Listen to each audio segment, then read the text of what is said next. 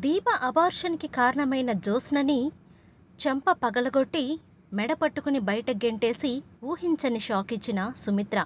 అదేంటి? అసలు దీపకి అబార్షన్ జరగడమేంటి? దానికి జ్యోత్స్న కారణమవడమేంటి? ఇవన్నీ మీరు తెలుసుకోవాలి అనుకుంటే గనక మన ఛానల్‌నైతే సబ్స్క్రైబ్ చేసుకొని, వీడియోనైతే పూర్తిగా చూసి లైక్ చేయండి. ఎపిసోడ్‌లోకి వెళ్ళిపోతే ఇంకా దీప ఆఫీస్లో బావా ఇది మనకి చాలా అర్జెంట్ అయిన ఆర్డర్, రేపే డెలివరీ ఇవ్వాలి మనం, కాబట్టి చాలా జాగ్రత్తగా మనం డీల్ చేయాలి. కస్టమర్కి ఏమాత్రం కూడా క్వాలిటీ తక్కువ అవ్వకూడదు, ఫుడ్ కూడా చాలా రుచిగా ఉండాలి అని చెప్పారు ఆల్రెడీ కస్టమర్, కాబట్టి మనం ఇంకా జాగ్రత్తగా ఉండాలి అని చెప్పి వాళ్ళ బావకి అలాగే సూరజ్కి కూడా చెప్పి బయలుదేరుతూ ఉంటుంది దీప. అలా వెళ్తూ ఉండగా ఒక్కసారిగా కళ్ళు తిరుగుతాయి దీపకి. కళ్ళు తిరుగుతున్నట్లుగా అనిపించి అక్కడికక్కడే పడిపోతుంది దీప. దాంతో ఒక్కసారిగా కార్తీక్, సూరజ్ అయితే షాక్ అయిపోతూ ఉంటారు. అయ్యో దీపగారు ఏమైంది అని చెప్పేసి సూరజ్, కార్తీక్ అయితే మరదలా మరదలా అని చెప్పేసి దగ్గరికి వెళ్ళి చూసేసరికి అప్పటికే కళ్ళు తిరిగి పడిపోతుంది దీప. ఇక వెంటనే దీపనైతే అక్కడ ఉన్న హాల్లోకి అయితే తీసుకుని వెళ్తారు. హాల్లోకి తీసుకుని వెళ్ళి ముఖం మీద నీళ్లు కొట్టినప్పటికీ కూడా ఎంతసేపటికి కూడా దీపకైతే స్పృహ రాదు. దాంతో వెంటనే శివన్నారాయణకి కాల్ చేస్తాడు కార్తీక్ అయితే. తాత, దీప కళ్ళు తిరిగి పడిపోయింది, ఎంత నీళ్లు కొట్టినప్పటికీ ఎంత లేపినప్పటికీ కూడా కళ్ళు తెరవడం లేదు, నాకు చాలా భయంగా ఉంది తాత అని చెప్పి శివన్నారాయణకి ఫోన్ చేస్తే, అయ్యో అవునా, వెంటనే డాక్టర్ గారి దగ్గరికి తీసుకుని వెళ్దాం పదా అని చెప్పేసి ఇంకా అందరూ కలిసి దీపని డాక్టర్ గారి దగ్గరికి అయితే తీసుకుని వెళ్తారు. ఇంకా దీపని వెంటనే ట్రీట్మెంట్కి అయితే లోపలికి తీసుకుని వెళ్తారు. ఈ విషయం జ్యోత్స్నకైతే తెలుస్తుంది. జ్యోత్స్నకి అక్కడ ఉన్న ప్యూన్ ద్వారా తెలిసేసరికి జ్యోత్స్న ఒక్కసారిగా షాక్ అయిపోతుంది. ఏంటి, దీప కళ్ళు తిరిగి పడిపోయిందా? పడిపోక ఏం చేస్తుందిలే, నేను ఆల్రెడీ చెయ్యాల్సింది చేశాను కదా, దాని కడుపు మీద కొట్టాను నేను. ప్రతిసారి దాని జీవితం మీద కొట్టినప్పటికీ కూడా దానికి ఎటువంటి నొప్పి తెలియడం లేదు, అందుకే ఈసారి కడుపు మీద కొట్టాను. ఇప్పుడేం చేస్తారో చూద్దాం బావా దీప కలిసి అని చెప్పి అనుకొని ఇంకా షాక్ అవుతున్నట్టుగా నటించి, అయ్యో దీప కళ్ళు తిరిగి పడిపోయిందా అని చెప్పేసి అక్కడి నుండి అయితే జ్యోత్స్న కూడా హాస్పిటల్కి వెళ్తుంది. ఇంకా వెంటనే శివనారాయణ సుమిత్రకు ఫోన్ చేస్తాడు. సుమిత్రకు ఫోన్ చేసి, అమ్మ మీరు వెంటనే బయలుదేరి హాస్పిటల్కి అయితే రండి అని చెప్పడంతో, ఏంటి మావయ్య గారు హాస్పిటల్కి రమ్మంటున్నారేంటి, ఏం జరిగింది హాస్పిటల్లో, ఆయన బాగానే ఉన్నారు కదా అని చెప్పి సుమిత్ర అడుగుతుంది. దశరథకి ఎటువంటి ప్రాబ్లం లేదమ్మా, దశరథ బాగానే ఉన్నాడు, కానీ దీప అని చెప్పి ఆపేస్తాడు శివనారాయణ. ఏమైంది మావయ్య గారు, దీపకేమైంది అని చెప్పి సుమిత్ర మాట్లాడుతూ ఉండగానే ఇంకా పారిజాతం అలాగే కాంచన కూడా హాల్లోకి వచ్చేస్తారు. ఏంటి సుమిత్ర, ఎవరు ఫోను, దీప అంటున్నావేంటి, దీపకేమైంది అని చెప్పి పారిజాతం అయితే అడుగుతుంది. ఏమో అత్తయ్య గారు, ఇప్పుడే మావయ్య గారు హాస్పిటల్ దగ్గరికి రమ్మని కాల్ చేశారు, చెప్పండి మామయ్య గారు దీపకేమైంది అని చెప్పి అడిగేసరికి, దీపకి కళ్ళు తిరిగి కింద పడిపోయిందమ్మా, అందుకే హాస్పిటల్కి తీసుకుని వచ్చాము, కాంచనని తీసుకొని నువ్వు అర్జెంటుగా రా, ఎవరు కూడా ఆడవాళ్ళు లేరు ఇక్కడ దీపకి తోడుగా ఉండడానికి అని చెప్పి శివనారాయణ చెప్పేసరికి ఇంకా వెంటనే సుమిత్ర, వదిన దీప కళ్ళు తిరిగి పడిపోయిందంట, పద వెళ్దాం, హాస్పిటల్లో జాయిన్ చేశారంట అనగానే ఒక్కసారిగా కాంచన అయితే చాలా షాక్ అయిపోతుంది. నేను చెప్తూనే ఉన్నాను దీపకి, ఈ డ్యూటీలు అవన్నీ ఎందుకు దీపా, అసలే కడుపుతో ఉన్నావు, నువ్వు రెస్ట్ తీసుకో అని చెప్పి చెప్తూనే ఉన్నాను, నా మాట ఎందుకు వింటుంది, భార్యాభర్తలు ఇద్దరూ ఒకటైపోయారు, నా మాట వినడం ఎప్పుడో మానేశారు, ఇప్పుడు చూడు వదిన ప్రాణాల మీదకి తెచ్చుకుంది అని చెప్పేసి తిట్టుకుంటేనే హాస్పిటల్కి అయితే వెళ్తారు ముగ్గురు. ఇంకా పారిజాతం, సుమిత్ర అలాగే కాంచన ముగ్గురు కూడా హాస్పిటల్కి అయితే చేరుకుంటారు. బయట కార్తీక్ అయితే చాలా టెన్షన్ పడుతూ కూర్చుంటాడు. అలా టెన్షన్ పడుతున్న కార్తీక్ దగ్గరికి ఇంకా కాంచన అయితే వస్తుంది. ఎర్ర కార్తీక్, అసలు ఏం జరిగిందిరా అని చెప్పి అడిగితే, ఏం లేదమ్మా, అప్పటి వరకు దీప బాగానే మాట్లాడింది, రేపొద్దున ఒక ఫుడ్ ఆర్డర్ కూడా వచ్చింది పెద్దది, 1000 మందికి, వాళ్ళకు కూడా మంచిగా చెయ్యాలి, ఎలా చెయ్యాలి అని కూడా చెప్పింది, వెంటనే కళ్ళు తిరుగుతున్నాయి బావా అని చెప్పేసి కింద పడిపోయింది. అప్పటికి మీటింగ్ హాల్లోకి తీసుకుని వెళ్ళి నేను ముఖం మీద నీళ్లు కొట్టాను, కానీ తనకి స్పృహ రాలేదు, అందుకే నాకు భయం వేసి హాస్పిటల్కి తీసుకుని వచ్చాను, తాతను తోడు తీసుకొని అని చెప్పేసరికి, నేను చెప్తే వినరు కదరా, దీప చాలా వీక్గా ఉన్నట్టుంది, తనకి బలం చాలా అవసరం. ఈ డ్యూటీలు అవి వద్దు అంటే నా మాట విన్నారు కాదు. సర్లే అయ్యిందేదో అయ్యింది. ఇప్పుడు ఏం జరిగింది అనేది చెప్పారా డాక్టర్ గారు అని చెప్పి కాంచన అయితే కార్తీక్ని అడుగుతుంది. ఇంకా లేదమ్మా, లోపలికి తీసుకుని వెళ్ళి అరగంట అవుతుంది. డాక్టర్ గారు దీపాన్ని టెస్టులు కూడా చేస్తున్నారు. ఏం చెప్తారో ఏంటో అని నాకు భయంగా ఉంది అని చెప్పేసి కార్తీక్ అయితే అంటాడు.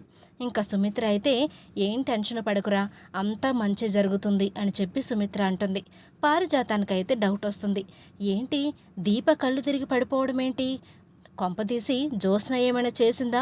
అమ్మో, ఈ విషయంలో ఏమైనా చేసిందంటే సుమిత్ర దశరథ అసలు బ్రతకనివ్వరు జ్యోత్స్నని. అసలు ముందు అదేమన్నా చేసిందో లేదో కనుక్కోవాలి అని చెప్పి జ్యోత్స్న ఎక్కడుందో వెతుక్కుంటూ ఉంటుంది.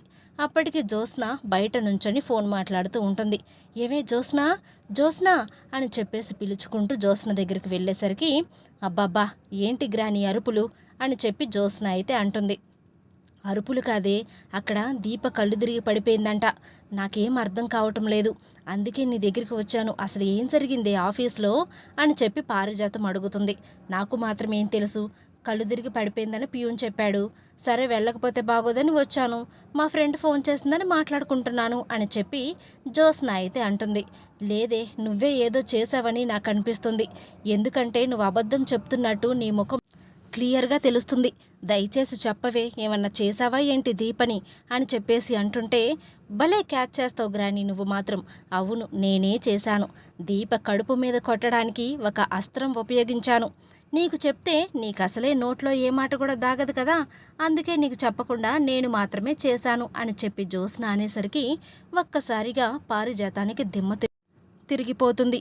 ఏం మాట్లాడుతున్నావే, ఇప్పుడు దీప కడుపు పోవడానికి ఏమన్నా చేశావా ఏంటి నువ్వు అని చెప్పి పారిజాతం జ్యోత్స్నని అడుగుతుంటే, తెలిసిపోయింది కదా గ్రాని, ఇంకేంటి అడుగుతావు, వెళ్ళు ఇక్కడి నుంచి, నేను మా ఫ్రెండ్తో ఫోన్ మాట్లాడుకుంటున్నాను అని చెప్పి ఇంకా జ్యోత్స్న ఫోన్లో మునిగిపోతుంది. అప్పటికే పారిజాతం టెన్షన్తో ఉంటుంది. అమ్మో, ఈ విషయం కనుక ముసలోడికి తెలిసింది అంటే తప్పకుండా జ్యోత్స్నని ఇంట్లోంచి గెంటేయడం ఖాయం. అసలే కడుపుతో ఉన్న దీప మీద ఓ జాలి పడిపోతున్నారు అందరూ. ఇదేమో ఈ టైంలో ఇలా చేసింది, కనీసం ఒక్క మాట కూడా చెప్పలేదు నాకు అని చెప్పేసి టెన్షన్ పడుతూ ఇంకా కాంచన వాళ్ళ దగ్గరికి అయితే వెళ్తుంది. అప్పుడే నర్స్ అయితే లోపల నుంచి బయటకు వచ్చేసరికి, ఏమండి ఎలా ఉంది మా వైఫ్కి అని చెప్పి కార్తీక్ అడిగేసరికి, ఏమో అండి, డాక్టర్ గారు అయితే చెక్ చేస్తున్నారు. ఇంకా పేషెంట్ అయితే స్పృహలోకి వచ్చారు కానీ కడుపులు నొప్పి అని చెప్పి బాగా ఇబ్బంది పడుతున్నారు.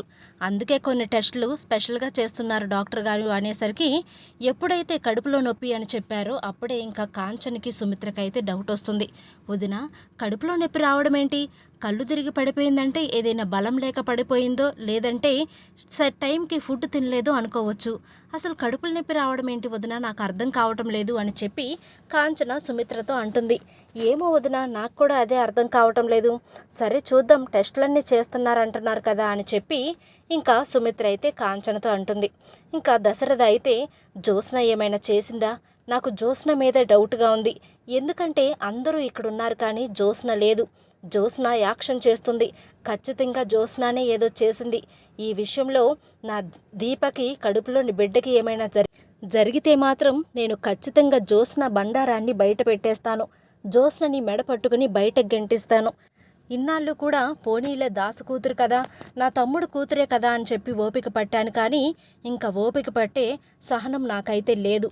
కాబట్టి దీపకేమైనా జరగాలి, ఖచ్చితంగా జ్యోత్స్న బండారాన్ని నేను బయట పెట్టేస్తాను అని చెప్పి దశరథ అయితే చాలా టెన్షన్ పడుతూ ఉంటాడు.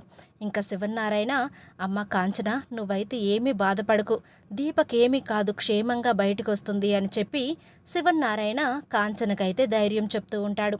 ఇంకా ఇందులో టెస్టులన్నీ చేసిన తర్వాత డాక్టర్ గారు అయితే బయటకు వస్తారు. ఇంకా డాక్టర్ గారు బయటికి రాగానే కాంచన అయితే, డాక్టర్ గారు, మా దీపక్ ఎలా ఉంది, కడుపులోని బిడ్డ క్షేమంగానే ఉందా అని చెప్పి ఇలా ప్రశ్నల మీద ప్రశ్నలు అయితే డాక్టర్ గారిని కాంచన అయితే వేస్తూ ఉంటుంది. అప్పుడే ఇంకా డాక్టర్ గారు అయితే, సారీ అండి, దీపక్ గారికి అబార్షన్ అయ్యింది, ఆమె కడుపులోని బిడ్డ చనిపోయింది అని చెప్పడంతో ఒక్కసారిగా అందరూ కూడా అక్కడ షాక్ అయిపోతూ బాధపడుతూ ఉంటారు. అప్పుడే ఫోన్ మాట్లాడి జ్యోత్స్న కూడా లోపలికి వస్తుంది.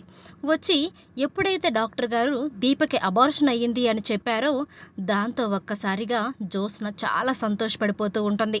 అందరూ బాధపడతారు కానీ జ్యోత్స్న ముఖంలో సంతోషాన్ని మాత్రం దశరథ అలాగే కార్తీక్ ఇద్దరూ కూడా గుర్తుపడతారు. గుర్తుపట్టి ఏంటి అసలు అంత బాధపడుతుంటే ఇంత జరిగిన తర్వాత జ్యోత్స్న ఎందుకు చాలా సంతోషంగా కనిపిస్తుంది, లోపల నవ్వుకున్నట్లుగా అనిపిస్తుంది ఫేస్ కూడా. అంటే దీంట్లో జ్యోత్స్న పని ఏమైనా ఉందా, జ్యోత్స్న ఏమైనా చేసిందా దీపకి అని చెప్పి తన మనసులో అనుకుంటాడు కార్తీక్. కానీ బయటకైతే చెప్పడు. ఇంకప్పుడే దీప లోపల ఏడుస్తూ ఉంటుంది. ఇంకా సుమిత్ర లోపలికైతే వెళ్దామని అనుకుంటూ ఉండగానే ఇంకా కార్తీక్ కోపాన్ని అణుచుకోలేక వెంటనే అక్కడికి వస్తున్న జ్యోత్స్న చంప పగలగొట్టి, జ్యోత్స్న నువ్వే ఏదో చేసావు, దీప కడుపులోని బిడ్డ చనిపోవడానికి కారణం నువ్వే, నిన్ను వదిలిపెట్టను నేను. ఇప్పటి వరకు నా అత్త కూతురువని ఊరుకున్నాను, కానీ నీకు చాలాసార్లు చెప్పాను దీప జోలికి కానీ దీప కడుపులోని బిడ్డ జోలికి కానీ వెళ్ళొద్దు అని చెప్పి. కానీ నా మాట వినకుండా నువ్వు దీప కడుపులోని బిడ్డని ఏదో చేశావు. ఏం చేశావు చెప్పు, ఏం చేశావో చెప్పు జ్యోత్స్న అని చెప్పేసి కోపంతో రగిలిపోతూ ఇంకా జ్యోత్స్న మీదికి వెళ్ళిపోతాడు కార్తీక్ అయితే. అది చూసిన సుమిత్ర ఒక్కసారిగా షాక్ అయిపోతుంది. ఏరా కార్తీక్, ఏం మాట్లాడుతున్నావు? నీ భార్యకు అబార్షన్ అయితే నా కూతురు మీదకి వెళ్తున్నావేంటి? నాకు అర్థం కావటం లేదు. అయినా జ్యోత్స్న చేసింది అనడానికి నీ దగ్గర ఏమైనా సాక్ష్యం ఉందా? ప్రతిదానికి దీపకేమైనా జరిగితే చాలు నా కూతురి మీదకి ఒంటికాలుతో వచ్చేస్తావు అని చెప్పి సుమిత్ర అయితే కార్తీక్ని తిడుతూ ఉంటుంది. దశరథ అయితే, సుమిత్ర, కార్తీక్ ఎటువంటి పరిస్థితుల్లో ఉన్నాడో తెలుసు కూడా నువ్వు అలా ఎలా మాట్లాడగలుగుతున్నావు అని చెప్పి సుమిత్రని అంటాడు దశరథ. అది కాదండి, దీపక్ ఏం జరిగినప్పటికీ కూడా ప్రతిసారి జ్యోత్స్ననే పాయింట్అవుట్ చేస్తున్నాడు కార్తీక్. ఎందుకు అలా చేస్తున్నాడో నాకు అర్థం కావటం లేదు. దీప కడుపులో బిడ్డ చనిపోవడానికి నా కూతురికి ఉన్న సంబంధం ఏంటండి అని చెప్పి సుమిత్ర చాలా సీరియస్గా మాట్లాడుతూ ఉంటుంది. ఇంకా కాంచన అయితే ఏడుస్తూ ఉంటుంది. అయ్యో భగవంతుడా, ఎంత కష్టం పెట్టావు మాకు, మేమేం చేశామని ఇంత కష్టం పెట్టావు. ఈ బిడ్డ చనిపోతే ఇంకొక బిడ్డ పుట్టడానికి కూడా దీపకి అర్హత లేదు, దీపకి ఛాన్సే లేదు అసలు. అలాంటి పరిస్థితుల్లో ఈ బిడ్డను చాలా జాగ్రత్తగా చూసుకుంటుంది దీప. అప్పటికీ నేను చెప్తున్నానేరా కార్తీక్, దీపని ఇంటి దగ్గర వదిలిపెట్టరా, నువ్వు మాత్రం వెళ్ళరా అని. కానీ నువ్వు నా మాట విన్నావా? ఇప్పుడు చూడు ఏం జరిగిందో. దీప అబార్షన్ అయ్యింది. ఇప్పుడేం చేస్తారా భార్యాభర్తలు? నా మాట వింటే మీకు ఈ పరిస్థితి వచ్చుండేది కాదు అని చెప్పేసి కాంచన అయితే కార్తీక్ని తిడుతూ ఉంటుంది. ఇంకా దశరథ అయితే కోపంతో రగిలిపోతూ ఉంటాడు. జ్యోత్స్న గురించి ఎలాగైనా సరే నేను ఈరోజు బయట పెట్టాలి అని చెప్పి అంటుంటే, అమ్మ, కార్తీక్ అయితే ఇలా అంటాడు. అమ్మ, ఈ దీపకి అబార్షన్ అవ్వడానికి జ్యోత్స్ననే 100% కారణం. నేను నిరూపిస్తాను జ్యోత్స్ననే కారణమని. అత్త, నువ్వేం చేస్తావు నీ కూతుర్ని? జ్యోత్స్నే కారణమని నేను నిరూపిస్తే జ్యోత్స్న నువ్వేం చేస్తావు అని చెప్పి కార్తీక్ సవాలు విసిరినట్టుగా మాట్లాడతాడు. అరే కార్తీక్, నీ మాట దగ్గరికే వస్తున్నాను. నువ్వు గనక జ్యోత్స్ననే దీపక్ అబార్షన్ అవ్వడానికి కారణమని నిరూపిస్తే నేను ఈ రోజునే నా కూతురు చనిపోయింది అనుకొని నా కూతుర్ని ఇంట్లోంచి బయటకు గెంటేస్తాను. ఈ జన్మలో నా కూతురి ముఖం నేను చూడను అని చెప్పి ఇంకా సుమిత్ర అయితే సవాల్ చేస్తుంది. అప్పుడే ఇంకా జ్యోత్స్న అయితే రియాక్ట్ అవుతూ ఉంటుంది. మమ్మీ, బావేదో అన్నాడని నువ్వెందుకు అలాంటి డెసిషన్స్ తీసుకుంటున్నావు అని చెప్పి జ్యోత్స్న అంటుంటే, తప్పేముందే, నువ్వే తప్పు చేయనప్పుడు నేను సవాల్ విసరడంలో అసలు ఆశ్చర్యమేమీ లేదు అని చెప్పి సుమిత్ర జ్యోత్స్న వైపుకే మాట్లాడుతుంది. ఇంకా పారిజాతం అయితే చాలా టెన్షన్ పడిపోతూ ఉంటుంది. ఏంటి పరిస్థితి ఇప్పుడు? ఏం చెయ్యాలి? నా మనవరాలికి రోజులు దగ్గర పడిపోయినాయా?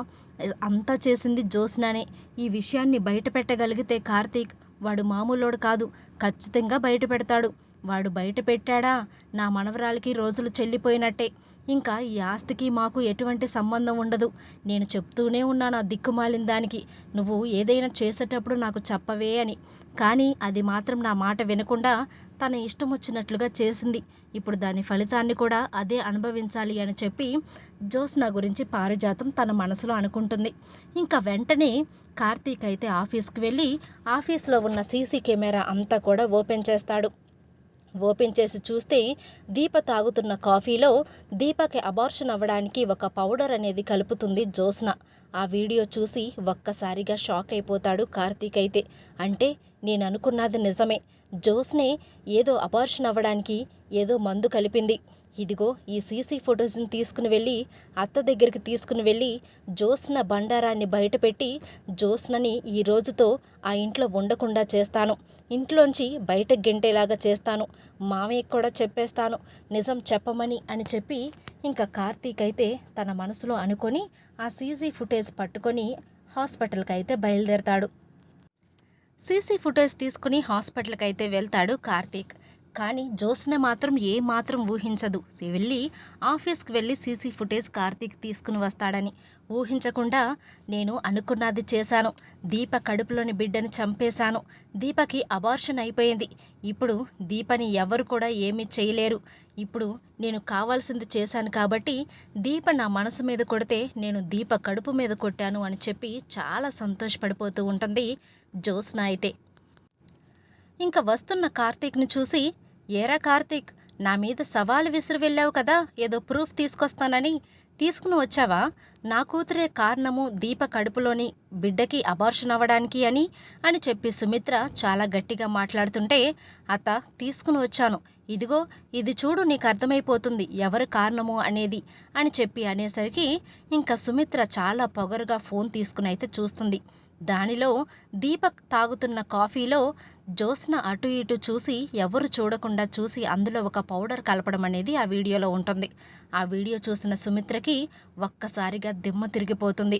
ఆ వీడియో అందరికి కూడా చూపిస్తుంది సుమిత్ర. దశరథ కూడా ఆ వీడియో చూసి, అంటే నా కూతురి కడుపుకి ఇలా జరగడానికి కారణం జ్యోత్స్నని క్షమించకూడదు అని చెప్పి దశరథ తన మనసులో అనుకుంటాడు. ఇంకా సుమిత్ర జ్యోత్స్న చంప పగలగొట్టి, నీకు నాకు ఈరోజు నుండి ఎటువంటి సంబంధం లేదు, నేను అసలు పిల్లల్నే కనలేదు అనుకుంటాను, నా కడుపులోని బిడ్డ కడుపులోనే పోయింది అనుకుంటాను, కానీ నిన్ను మాత్రం నేను నా కళ్ళతో ఇంకొకసారి నేను చూడాలనుకోవటం లేదు. కార్తీక్ అప్పటికీ అంటూనే ఉన్నాడు జ్యోత్స్న దీనంతటికి కారణమని, కానీ నువ్వు నోరు విప్పలేదు, దీనంతటికి కారణం నువ్వు. అసలు దీప కడుపులోని బిడ్డ నీకేమీ అడ్డొచ్చిందని ఆ బిడ్డని నువ్విలా పోయేలా చేయడానికి అసలు నీకేమైంది జ్యోత్స్న? అసలు నువ్వు నా కూతురివేనా? నా కడుపులో పుట్టి ఇలాంటివి చేయడానికి నీకెలా మనసొప్పుతుంది అని చెప్పి ఇష్టం వచ్చినట్లుగా తిట్టి జ్యోత్స్న చంప పగలగొట్టి అక్కడి నుండి బయటికైతే పంపించేస్తుంది సుమిత్ర. అప్పుడే దశరథ అయితే నోరు విప్పుతాడు. సుమిత్ర, పంపించాల్సింది జ్యోత్స్ననే కాదు, ఇంకొకరు కూడా ఉన్నారు ఈ ఇంట్లో అనగానే ఒక్కసారిగా పారిజాతానికి గుండె గుబేలుమంటుంది. ఏంటి ఇప్పుడు నన్ను బయటికి గెంటిచ్చేస్తాడా ఏంటి దశరథ అని చెప్పి తన మనసులో అనుకుంటుంది పారిజాతం.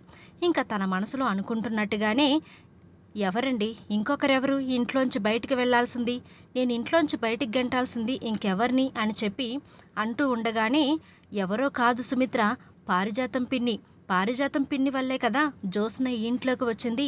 అసలు జ్యోత్స్న మన వారసురాలే కాదు, పారిజాతం పిన్ని తన స్వార్థంతో తన మనవరాలే వారసురాలు అవ్వాలి అనే కోరికతో పిల్లలిద్దరినీ కూడా మార్చేసింది. అసలు మన కూతురు దీప, మన కూతురికి ఇలా కడుపు శోకం మిగలడానికి కారణం అసలు ఈ పారిజాతం పిన్ని అని చెప్పడంతో ఇంకా శివనారాయణ నిప్పులు తొక్కుతూ ఉంటాడు. కోపంతో రగిలిపోతూ పారిజాతం చంప పగలగొట్టి అక్కడి నుంచి హాస్పిటల్ నుంచే పారిజాతాన్ని జ్యోత్స్నని బయటకైతే గింటేస్తారు శివనారాయణ సుమిత్ర కలిసి. ఇంకా ఎప్పుడైతే దీప తన కన్న కూతురు అని తెలిసిందో, తన కన్న కూతురికి అబార్షన్ అయిందని తెలిసిందో, ఇంకా సుమిత్ర లోపలికి వెళ్ళి దీపని ఓదారుస్తూ ఉంటుంది, దీపని పట్టుకుని ఏడుస్తూ ఉంటుంది. కార్తీక్ అయితే చాలా బాగా బాధపడుతూ ఉంటాడు. ఇంకా పారిజాతం జ్యోత్స్నది ఇలా ఉంటుంది, చూసావా జ్యోత్స్న, నువ్వు ఏదైనా చేసేటప్పుడు ఒక్క మాట నాకు చెప్పమన్నాను, కానీ నువ్వు చెప్పకపోగా ఇలాంటి పనులు చేసి అసలు పూర్తిగా ఇంట్లోంచే బయటకు వచ్చేలాగా చేశావు. నిన్ను నమ్ముకున్నాను చూడు, తప్పు నాది. ఏదో ఆస్తి మొత్తం నీ తెలివితేటలతో నీ పేరు మీదకు రాయించుకొని నన్నేదో ఉద్ధరిస్తావనుకున్నాను, అంతేకాని నీతో పాటు నన్ను కూడా ఇలా నడి రోడ్డు మీదకు లాగుతావని అసలు అనుకోలేదు అని చెప్పి జ్యోత్స్నతో పారిజాతం ఇలా మాట్లాడుతూ ఉంటుంది. ఇంకా శివనారాయణ ఎప్పుడైతే దీప తన వారసురాలు అని తెలుసుకున్నాడో ఇంకా దీపను చూసి చాలా మురిసిపోతూ ఉంటాడు. అమ్మా దీప, నిన్ను చూడగానే అనుకున్నాను నేను ఫస్ట్ టైము నీకు నాకు ఎక్కడో సంబంధం ఉంది అని. కానీ నువ్వు నా మనవరాలివి అని తెలియడానికి ఇన్ని సంవత్సరాలు పట్టిందమ్మా. ఆ పారిజాతం పిల్లల్ని మార్చకపోయినుంటే నువ్వు నా చేతుల మీదుగా పెరిగేదానివి అని చెప్పి ఇంకా సుమిత్ర అలాగే శివనారాయణ చాలా మురిసిపోతూ ఉంటారు దీపని. ఇంకా దీపని ఓదార్చి డిశ్చార్జ్ అయిన తర్వాత ఇంటికి తీసుకుని వచ్చి శౌర్యతో అందరూ కూడా చాలా సంతోషంగా ఉంటారు.